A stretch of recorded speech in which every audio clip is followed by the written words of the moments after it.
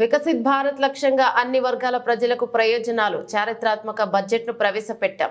ये बजट विकसित भारत के चार स्तंभ युवा, गरीब, महिला और किसान सभी को एम्पावर करे। निर्मला जी का ये बजट देश के भविष्य के निर्माण का बजट। इस बजट में 2047 के विकसित भारत की नींव को मजबूत करने की गारंटी। मैं निर्मला जी और उनकी टीम को बहुत बहुत बधाई देता हूं। साथियों, इस बजट में युवा भारत की युवा आकांक्षाओं का, भारत की यंग एस्पिरेशंस का प्रतिबिंब है। बजट में दो महत्वपूर्ण निर्णय लिए गए। रिसर्च और इनोवेशन 1,00,000 करोड़ रुपए का फंड बनाने की घोषणा। बजट में स्टार्टअप्स को मिलने वाली टैक्स छूट के विस्तार का भी ऐलान। इस बजट में फिस्कल डेफिसिट को नियंत्रण में रखते हुए कैपिटल एक्सपेंडिचर को 11,11,111 करोड़ रुपए की ऐतिहासिक ऊंचाई दी गई। अर्थशास्त्रियों की भाषा में कहें तो एक प्रकार से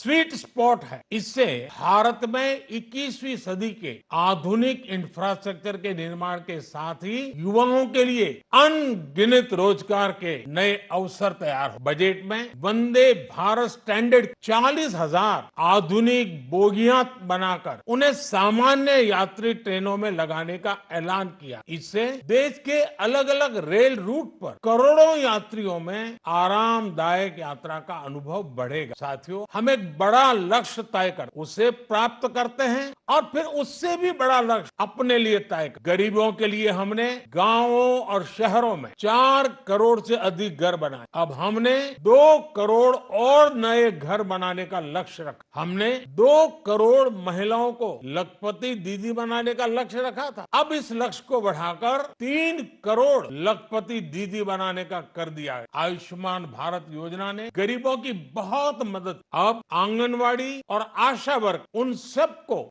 इस योजना का लाभ मिले। साथियों, इस बजट में गरीब और मध्यम वर्ग एम्पावर कर उनके लिए आय के नए अवसर बनाने पर भी बहुत जोर दिया गया। रूफटॉप सोलर अभियान में 1 करोड़ परिवारों सोलर रूफटॉप के माध्यम से मुफ्त बिजली प्राप्त हो। इतना ही नहीं, सरकार को अतिरिक्त बिजली बेचकर लोगों को 15 से 20 हजार प्रति वर्ष की आय भी होगी। साथियों, आज जिस इनकम टैक्स रेमिशन स्कीम की घोषणा की गई, उससे मध्यम वर्ग के करीब 1 करोड़ लोगों को बड़ी राहत मिलेगी। पिछली सरकारों ने सामान्य मानवी के सिर पर दशकों से ये बहुत बड़ी तलवार लटका कर रखी। आज इस बजट में किसानों के लिए भी बहुत महत्वपूर्ण और बड़े निर्णय लिए गए। नैनो डीएपी का उपयोग हो, पशुओं के लिए नई योजना हो, पीएम मत्स्य संपदा योजना का विस्तार हो और आत्मनिर्भर ऑयल सीड अभियान हो। इससे किसानों की आय बढ़ेगी और खर्च कम होगा। मैं एक बार फिर सभी देशवासियों इस ऐतिहासिक बजट के लिए शुभकामनाएं देता हूं। बहुत बहुत